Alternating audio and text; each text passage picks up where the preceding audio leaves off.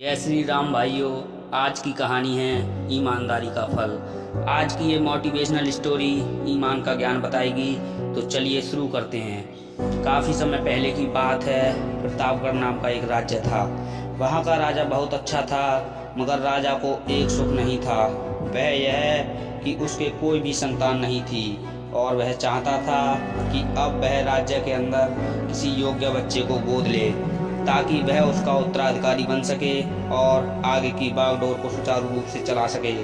और इसी को देखते हुए राजा ने राज्य में घोषणा करवा दी कि सभी बच्चे राजमहल में एकत्रित हो जाएं। ऐसा ही हुआ। राजा ने सभी बच्चों को पौधे लगाने के लिए भिन्न भिन्न प्रकार के बीज दिए और कहा कि अब हम 6 महीने बाद मिलेंगे और देखेंगे कि किसका पौधा सबसे अच्छा होगा। महीना बीत जाने के बाद भी एक बच्चा ऐसा था जिसके गमले में वह बीज अभी तक नहीं फूटा था, लेकिन वह रोज उसकी देखभाल करता था और रोज पौधे को पानी देता था। देखते ही देखते 3 महीने बीत गए। बच्चा परेशान हो गया।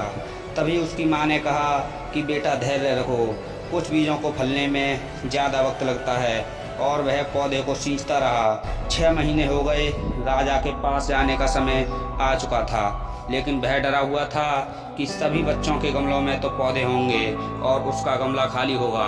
लेकिन वह बच्चा ईमानदार था और सारे बच्चे राजमहल में आ चुके थे। कुछ बच्चे जोश से भरे हुए थे क्योंकि उनके अंदर राज्य का उत्तराधिकारी बनने की प्रबल लालसा थी। अब राजा ने आदेश दिया, सभी बच्चे अपने अपने गमले दिखाने लगे, मगर एक बच्चा सहमा हुआ था क्योंकि उसका गमला खाली था। तभी राजा की नज़र उस गमले पर गई। उसने पूछा, तुम्हारा गमला तो खाली है? तो उसने कहा, मैंने इस गमले की 6 महीने तक देखभाल की है। राजा उसकी ईमानदारी से काफ़ी खुश था कि उसका गमला खाली है, फिर भी वह हिम्मत करके यहाँ आ तो गया। सभी बच्चों के गमले देखने के बाद राजा ने उस बच्चे को सभी के सामने बुलाया। बच्चा सहम गया और राजा ने वह गमला सभी को दिखाया। सभी बच्चे जोर से हंसने लगे। राजा ने कहा, शांत हो जाइए, इतने खुश मत होइए। आप सभी के पास जो पौधे हैं वो सब बंजर हैं। आप चाहें कितनी भी मेहनत कर लो, उनसे कुछ भी नहीं निकलेगा, क्योंकि असली बीज यही था। राजा उसकी ईमानदारी से बेहद खुश हुआ और उस बच्चे को राज्य का उत्तराधिकारी बना दिया। हमें इस कहानी से क्या सीखने को मिला, कमेंट बॉक्स में ज़रूर बताएं।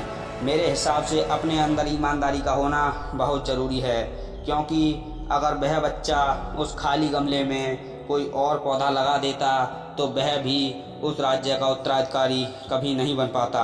अगर हम खुद के साथ ईमानदार हैं तो जीवन के किसी न किसी पड़ाव में सफल हो ही जाएंगे, क्योंकि हमारी औकात हमें ही पता होती है। हम खुद को पागल बनाकर खुद का ही नुकसान करते हैं।